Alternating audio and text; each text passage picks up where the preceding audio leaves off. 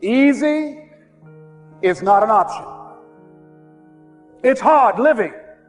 Life is hard. See, it's hard when you are 49 years old, been working on a job for 17 years, and they come in and tell you you're finished and give you 1 week severance pay. And you got to start all over again. It's hard when you're married and raising children and your children are crawling and your husband dies unexpectedly. It's hard handling just the tragedies of life. It's hard when you're working on something and you put everything you have in it and it doesn't work out. You lose your money and other people's money. It's hard. It was rough when I lost my job and I could not find a job. It was humiliating and embarrassing, borrowing money, and then I couldn't pay the money back when I told them I would. That's rough. How people look at you, how they respond to you. It's very hard. It's humiliating. Here's what I discovered that happens to you in life, that you will go through things, and while you're going through them, you can't understand why it's happening to you. You do what it is you're supposed to. You're supposed to build something. You're supposed to create something. I don't know how to do it. Learn. Do whatever is required. Just go out there. It's possible you can get what you want. It's necessary. If you want it, you got to go into action. You got to be willing to experiment. You got to be willing to fail and to succeed. You got to be willing to form and develop new relationships. It's you. It's on you. You got to make that happen. Nobody's going to bring it to you on a silver platter and say, here's your dream, manifest it. No, it's hard. Yes, it's hard. It's difficult. Yes, right. And it's worth it. You have no say-so in what happens to you, but you have a say-so in what you do about it.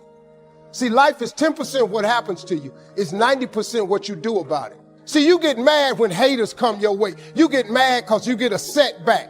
You get mad because you get thrown off course. You get mad because you get a detour. That's just dirt. You get mad because they talking about you. That's dirt. You get mad because you lost your mama. That's dirt. But show me something that has grown into something beautiful that didn't have no dirt on it. See, you get tripped out because you got dirt on you, but you need dirt on you to develop, because dirt ain't just dirt. Dirt is fertilizer. Dirt is nutrients. Dirt gives you the strength for your seed to push through. See, you got to have dirt on you to push through something. Everything you see that's beautiful starts out as a seed, but that seed got to get dirt on it. You got to have dirt on you to grow into what God got for you.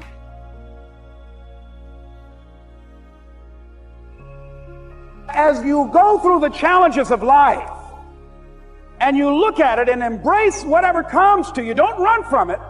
Step toward it. Don't try and duck it like most people do. See, most people want it easy. See, easy come, easy what? Easy go.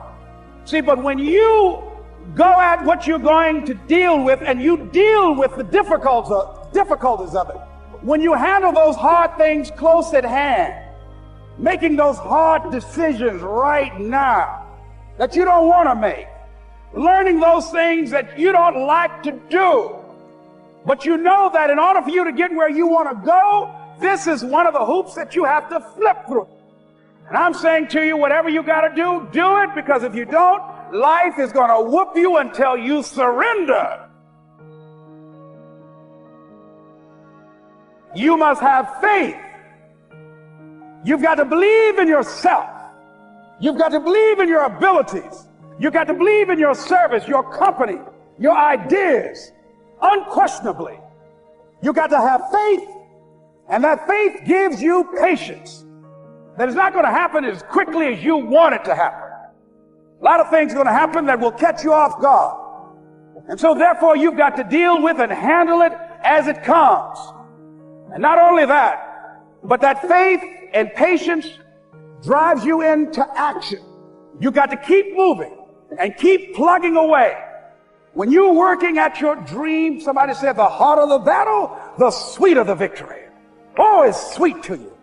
It's good to you. Why? See, when it's hard and there's a struggle, see, what you become in the process is more important than the dream. That's far more important. The kind of person you become, the character that you build, the courage that you develop, the faith that you're manifesting.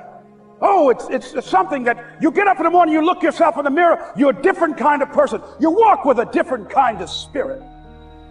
People know that you know what life is, that you have embraced life. You knew it was hard, but you did it hard.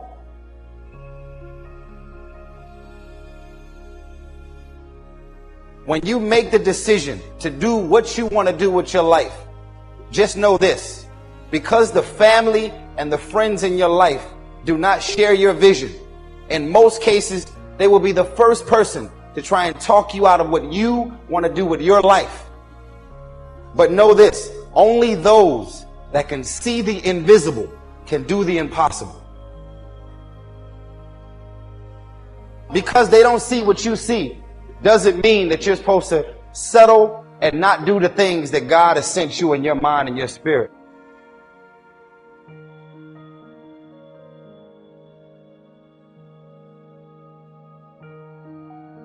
Everybody has dreams, and as much as you want to be able to listen a little bit, because somebody's going to give you a gem, but nobody knows but you. You can't get advice on what you should do with your life, right? Nobody knows what you are.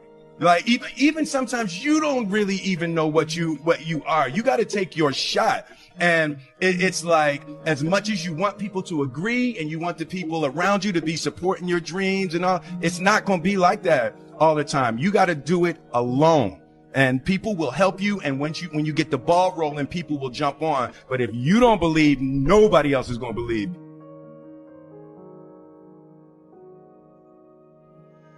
Following your dreams is a lonely, solitary, scary, dangerous pursuit. You can't wait for somebody to think you can do it. It's a lonely, scary, dangerous pursuit. I mean, how many changes took place in 1 year? No matter what we want to think, no matter what we want to believe, we all changed in 2020. My life changed, my mind changed, my habits changed, my discipline changed. I am not who I was. I want to know, is there anybody in here who can definitively say with evidence by looking at your behavior, not your clothes, that you are not who you were? Some of you, you're even watching this right now, and in just less than 10 months, your whole life looks completely different. And you weren't expecting that. You weren't planning on that. You had no idea those changes were coming. I suppose the question is, did you change for the worse, or did you change for the better? Because everyone changes, but not everyone improves. Successful people know how to change with the times. They don't get stuck in a rut, doing the same thing the same way year after year. They're constantly evaluating where they are, and they make adjustments so they can improve. We have to stay open for change. We can't get so set in our ways that we won't try anything new. This is why many people don't have any enthusiasm. There's no freshness in their life. Every time an opportunity comes for change, for promotion, because they're not used to it, they shrink back. They don't realize that's what's keeping them from going to the next level. I had a change in my heart. I had a change in my mind. I had a change in my behavior. When he got to change in me, I thought completely differently than I do today. You can see it in my walk. You can see it in my talk. You can see it in my behavior. People I used to run with, I don't run with anymore. Places I used to go, I don't go no more. I know I've been changed. I know I've been. But how many of you know that when you get tired, when you get fatigued, when you get desperate, you start lowering your standards pretty quick? Like, you ever woken up in the night mad thirsty? Dude, you make your way to the refrigerator, you open up that refrigerator, the light hits you like it's heaven. Because if you get thirsty enough, you'll drink anything. Some of us have been on the faith journey for a while and we have gotten tired on our journey. Yet when you start to get tired, it's a bad moment to make big decisions because you will lower your standards. Some of us in this room, we have settled for second best because we traded an eternal blessing for short-term gratification.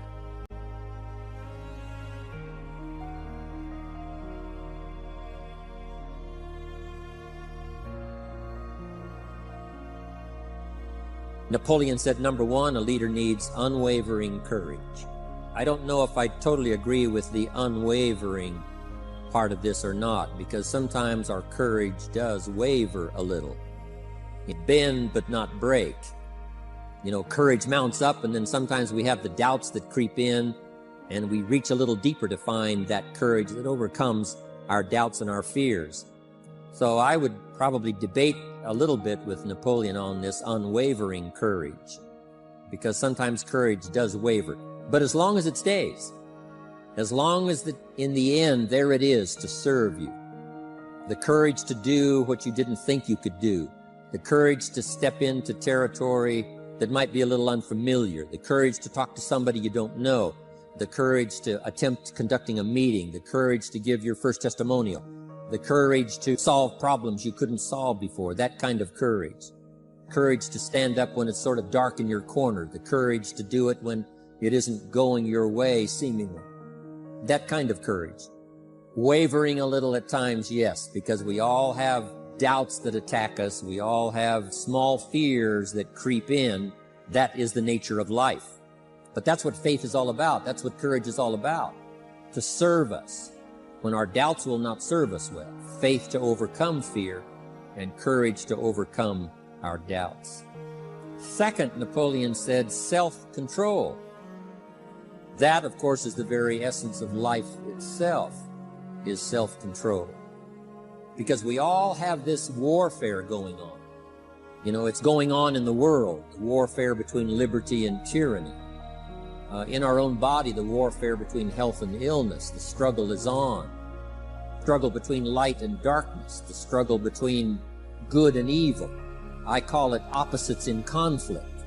And as soon as you're born into the world, as soon as you find yourself and discover yourself on this spinning planet headed somewhere, you know that this exists. To be a civilized society, we must drive the dark side of our nature into a small corner and let the positive side flourish.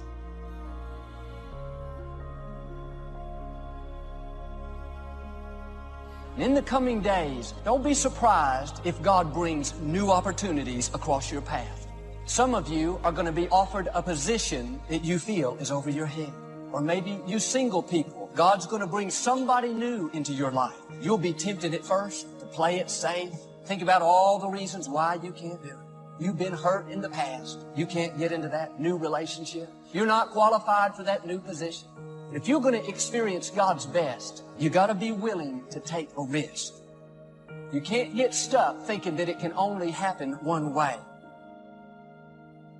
This life that you're living is one long, big journey. And maybe you hit an obstacle on the way that slowed you down, or maybe you put your goal on the back burner, but do not call yourself a quitter. You're already telling yourself that you're a quitter. You put that in your background, and I don't want to see that happen to you because you matter too much. You are not a quitter. You are not someone who gave up. You are simply someone who may have not been ready to face some of the demons that are in your background. Who may have not been ready enough to say, you know what, I love myself enough this time to believe myself enough to keep showing up for myself. What would you do with your life if you had it to live over? What is one value, one deep commitment from which you would never budge? Are you proud of how you have been living your life? Have you explored your natural talents, your gifts, by enthusiastically trying a variety of activities? Ladies and gentlemen, a lot of us have so much talent and abilities, we just put them back on the back burner or just left them aside someplace. Never did anything with them, never brought them out here. What are you sitting on? What gifts are you sitting on? Have you resigned yourself to a life feeling that nothing can be done to change your future or your circumstances? Have you been afraid to try something different because you're afraid of how people will react to you or what they will think? Early, we must learn to exercise self-control. Power is a wonderful thing, but it must be exercised properly. It must be exercised to benefit, not to destruction. So self-control is certainly necessary to be a strong leader, so that you can become the best example. The example of having your temper well managed, to having that dark side of your nature under control. The best example of choosing wise words and not being careless, that kind of control. Control of your appetite, control of your desires, so that they fit into the positive side of life and not the negative side. Then he said, a leader must have a keen sense of justice. How very true. Justice we become familiar with, even when we're small.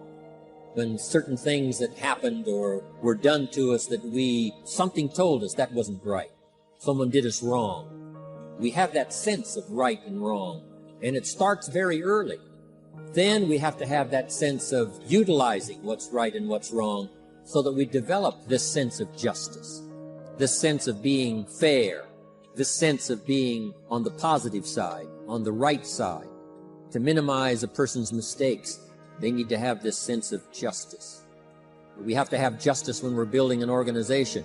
What's fair, what is a good balance, certain rules and regulations, so that all of us have a chance to fit within this framework of fairness, justice, and what's right. Otherwise, enterprise cannot work. Otherwise, we have what we call in the political sense anarchy, where there is no justice. When might is the order of the day, power is the order of the day, not the law, not the rule, not what's right, but power. And we would all dismiss that. It's been a catastrophe in the last 6,000 years. The governments that resorted to power instead of democracy, that resorted to intimidation instead of freedom. And we all know the terrible toll that takes. But it takes a toll not only politically in a country or politically around the world, but it takes a toll even in enterprise. It takes a toll in school. It takes a toll in working on a team where someone is unfair or where the leadership is not fair in the administration of justice. So this is true. A keen sense of justice and what's fair and what's right. Part of this we have to learn as we go. You don't have it all the first year. You haven't got it all the second year, the third year. After all the years that I've been around, both as a human being and as a business person, you're still, even at these years, trying to decide what's best, what's fair, what's right, to give balance to our life and to build on a firm foundation for the future. Here's another one he said, definiteness of decision. Indecision is the thief of opportunity. If you don't decide, the opportunity could slip away. If you don't decide what you're going to do today, the day could get away and you're not very effective. To the best of your ability, have some idea, some good plan. Sure enough, the day escapes. And in the morning you say, let's see, what should I do now? In the afternoon you say, hey, time's getting away from me. What should I do now? And now most of the day is lost.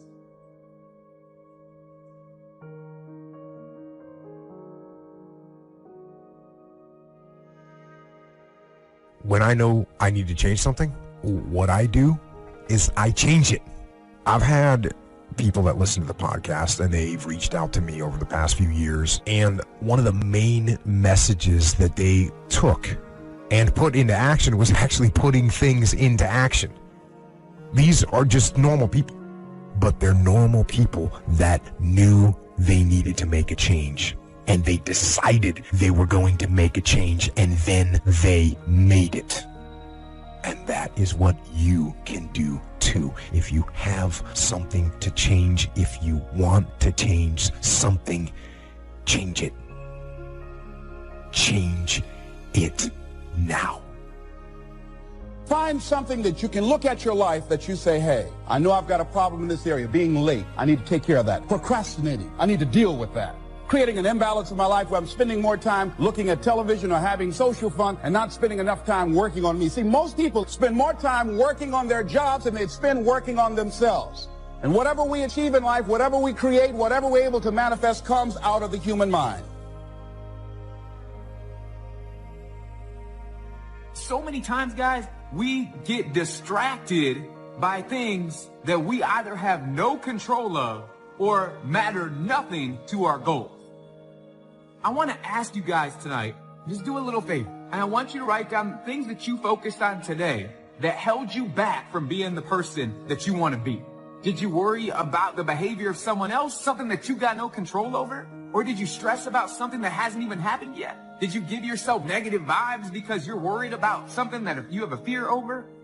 And then I also want you to write down things that you focused on today that helped get you closer to the person that you want to be. Did you eat right? Did you exercise today?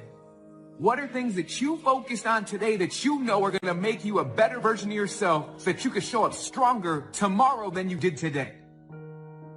You've been given the dignity of choice. You don't have to repeat this year the same as last year. You can tear up last year's plan, develop a new plan. Now here's the choice on being a human being: to be part of all we were meant to be, or to be all, to strive for all, or half, or some. The choice is up to you to develop 1 skill or 10 skills. And this is all a matter of choice. And when someone says, no, you ought to learn 4, you've got to resist all that, because this is personal dignity. And you don't want to destroy someone's dignity by doing all the oughts, and then they feel reluctant to do it. Now we've got problems. Most of the day escapes not being utilized. It doesn't work for you simply because you didn't make those decisions early, at the early part of the day. The decisions we make in the early part of our life sometimes last for a lifetime. The early decisions that you make about what you're going to do with your life, those decisions are...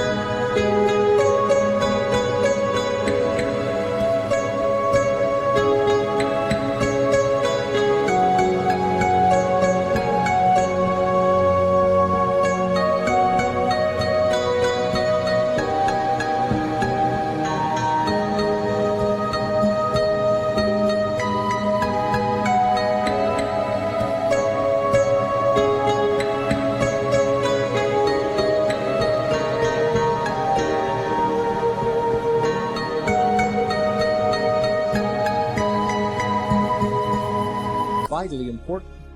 If you neglect them and don't make them, sure enough, the time passes and the opportunity sometimes is diminished.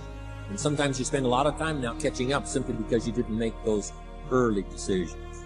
So it's the decisions at the first of the day, it's the decisions at the early part of the month, it's the decisions at the early part of the year that greatly determines what kind of year you're getting. The decisions you make in the early days of your marriage, sometimes those are the decisions that affect the marriage for a lifetime. The decisions you make at the first chance you see opportunity, those decisions, what you're going to do with it, how far you're going to take it, what it's going to be a meaning to you in the years to come. Those early decisions are vitally important.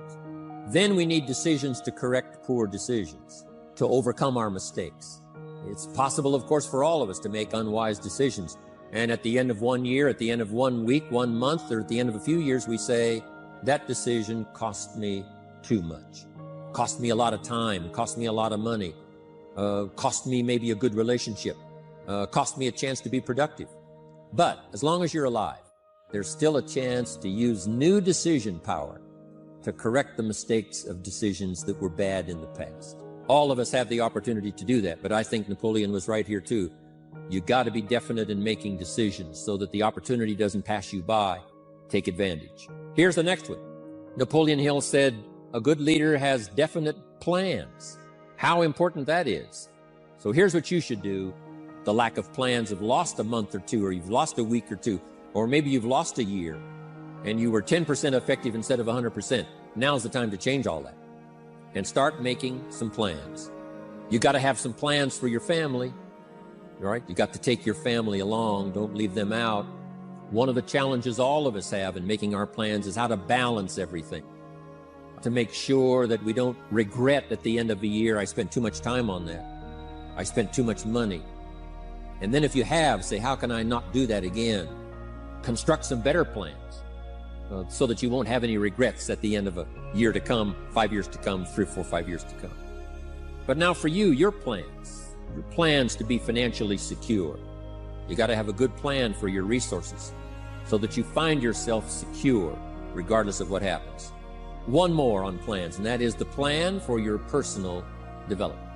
The plan to be better this year than last year.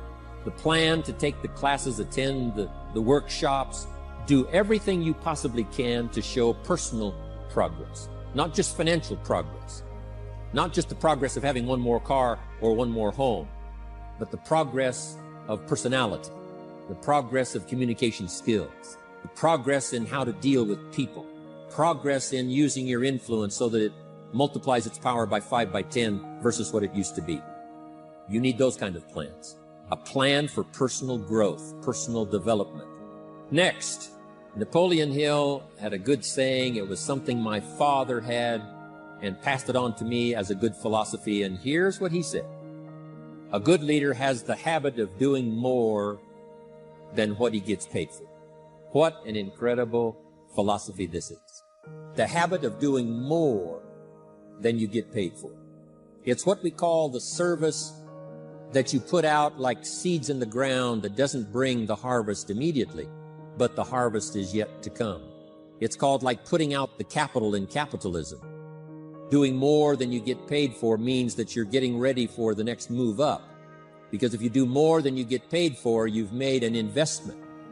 The average person might think if I do more than the company requires, then they're ripping me off. I'm not getting paid for that extra time, that extra attention. But you must not view it that way. You must say, I'm getting there a little earlier, staying a little later, as an investment in my own personal future, because I want that kind of reputation. I want that kind of philosophy to work in my life. Do more than you get paid for. Right? They've got the product, you've got the money, but you can't stop your investment there. Now you must develop the investment in time, effort, and energy in turning that new customer into a testimonial. And sometimes that's the most difficult work, the work after the sale. Because the sale might be fairly easy. Someone says, hey, I've been looking for this product, I need it, here's my money. But now you've got to stay with them, make sure they don't just buy the product, but that they use the product. And that they don't just use the product, they keep using the product. That's the work after the sale. But if you learn to make that kind of an investment and do more than you get immediately paid for, that kind of investment is so powerful. So you do more than you get paid for up front. It's happened for me, making the investment. When I first started lecturing, I talked to high school classes, college classes, service clubs, and I gave it all away. I went and talked for free. Someone said, Mr. Rohn, would you come and do this breakfast talk? I said, sure. Could you do this luncheon talk for this service club? I said, of course. And all of that in the beginning was for free. Primarily because I'd made my fortune. I didn't need the money, but I did it for free. But look what it's made for me by giving that kind of service in those early days. And finally it led to business and led to an enterprise. And I was giving the seminar all those years ago here in Los Angeles, and Mark Hughes was in my audience. So what you don't get paid for, don't worry about that. Just render the service with the vision of the future that it'll come back multiplied if you have this kind of habit, this kind of philosophy. Next, Napoleon Hill talks about personality. You need a pleasing personality. There's many parts to your personality. One is your working personality. The kind of behavior, the kind of attitude that you need, especially in the public. Some things you can kind of get by with, being a little careless, maybe in private, but in public, where it counts so much in your paycheck, it counts so much in building your business for the future, your own personality. But here's what you also must remember. You develop your personality in private so that it serves you well in the public. Sometimes we get the mistaken idea, I can be careless with just these few and be more careful when I have 1,000. But see, that doesn't work that way. Careless with a few, sure enough, that will creep into your presentation for 1,000 people. You say, well, I'm only talking to 2 people, it doesn't matter much. That's when it really matters. Because if you'll practice well there, using your personality, using your influence, to get someone's attention, to get them to listen, to get them to participate, the kind of personality that someone says, I'd like to be around this person. They're unusual. They're not like the average person I meet on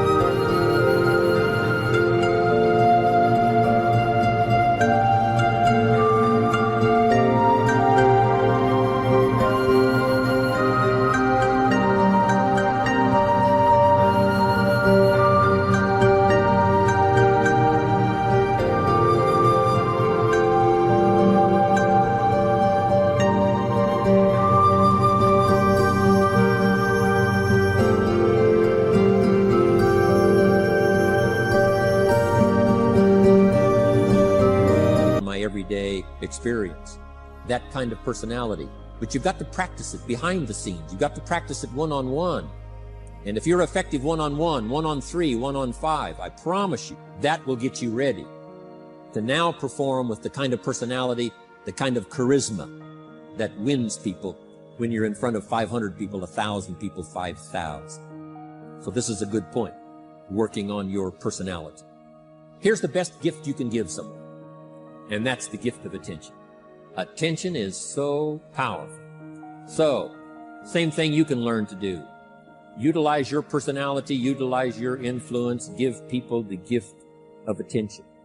Next, Napoleon Hill said a leader needs sympathy and understanding.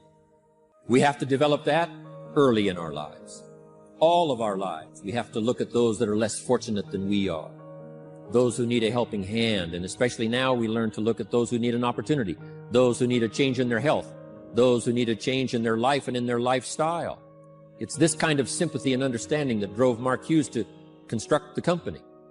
It took that kind of understanding, that kind of sympathy, that kind of deep emotional feeling. Then Mark understood what it meant to be poor. He understood what it meant not to have. He understood what it meant to be short on finances, on resources. He understood what it meant to lack full formal education. He knew all of those lacks. And instead of crying about it, he said, what I will do is change it for myself, and then I'll help other people that have the same challenge. Lack of education, lack of the money, lack of the resources, lack of good health, faced with all kinds of difficulties they can't solve. I'll get mine solved, and then I'll be strong enough and have the skills to where I can help other people. That kind of leadership quality is so powerful. That kind of understanding. Here's the next one. A leader must have, Napoleon said, a mastery of the details. How very true. All can be lost with just a couple of missing details. The drama is in the details. Someone says, you know, I lost 30 pounds. Well, 30 pounds is 30 pounds, but that's not the drama. The drama is, where were you before? Now someone begins to give us some of the details. And then after they've lost the weight, now how they feel. Now their self-confidence has been restored. Now they feel better about themselves. The drama is in the details. But this is also important in the details of your day, the details of your business, the details of good communication. Master the details. Now here's the next three. Willingness to assume full responsibility. Mark Hughes says, what happened to me might not have been my responsibility, but what I do about it is my full responsibility. I've had some things, some people did me wrong. In his first couple of business experiences, he was done wrong. Some people ran off with the money. He was left holding the bag. But he said, that's what happened. And I was not responsible for what happened, but I am responsible for saying to myself, now, what am I going to do about what's happened? If a hailstorm destroys the farmer's crop, he wasn't responsible for that. But his responsibility now begins when the hailstorm is over, when he asks the question of himself, what should I do now? Now that this catastrophe is over, now that the damage is done, now what should I do about it? And a philosophy I've taught all these years, it's not what happens to you that determines your future. It's what you do about what happens that determines your future. And this is a major part of it, accepting full responsibility. If you've got an organization, you're conducting meetings, and you're the leader, the responsibility ends with you. Someone else may mess up, make some mistakes, still your responsibility. Some things over which you have no control, understandable. But what you do about it now, how you fix it, The diplomacy you use, the strategy you use, that's the kind of responsibility now that depends on you. Also, you've got to be responsible for your future. Nobody's going to fix it. No one else is going to design it. No one else is going to come along and say, hey, I will make sure it all works well for you. You've got to take all the input. You've got to take all the testimonials, all the teaching, all the training, all the influence. Then you've got to have the responsibility of designing your life. You can design a life of prosperity, or you can design a life just to coast and get by. The responsibility belongs to you. Next is cooperation. Ideas. We take advantage of each other's input. We take advantage of each other's enthusiasm. We take advantage of each other's testimonial. And we take advantage of each other's willingness to grow. In those early days, Mark got the group together. Jerry Shatanovich, Doug Stuntz, the rest, and made some plans to cooperate. Said, no telling what kind of powerful meetings we can have if we work together. No telling how many people we can affect, even right away, if we work together. You do this part, you do this part, I'll do this part, we'll make it work together, and we'll get the ball rolling. There's an ancient phrase that says, if 2 or 3 agree, nothing is impossible. If they agree on the same project, if they agree on the same vision, if they agree on how to get there, I'm telling you, nothing is impossible. Nothing can stand in their way. Just 2 or 3. If we cooperate, there's nothing we can't do. There isn't anyone we can't touch with this incredible story. Cooperation. That's why I'm here. Send out some ideas. Give you some notes to take, something to think about and ponder, something to talk about with the people that you associate with and are building your business. That kind of cooperation is going to make this a powerful year. But it'll get us to much more than just those numbers. It'll get us to a place of honor, respect, prestige, influence, feeling good about ourselves for the hard work that we're doing, cooperating with each other. Now here's the last one. Napoleon Hill said, a major attribute of leadership is vision.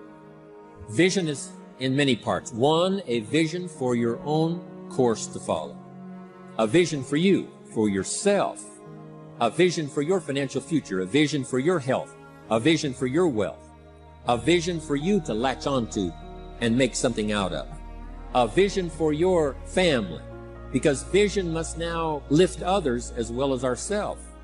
Guess what our family is counting on? That we'll be able to see things that at first they cannot see. That we'll be able to look further into the future than perhaps they will be able to look. The same is true with your organization, the people that are around you. They're counting on your vision. Perhaps you've been there a little longer than they have. Maybe you've been there a lot longer than they have. And they will look to you to help them see things that they can't see in the beginning. And if you will do that, develop that attribute of leadership, I'm telling you, you'll have such a dramatic effect on your organization, it will be unbelievable. A vision for yourself, a vision for your family, a vision for your organization, a vision for the people that you're close to.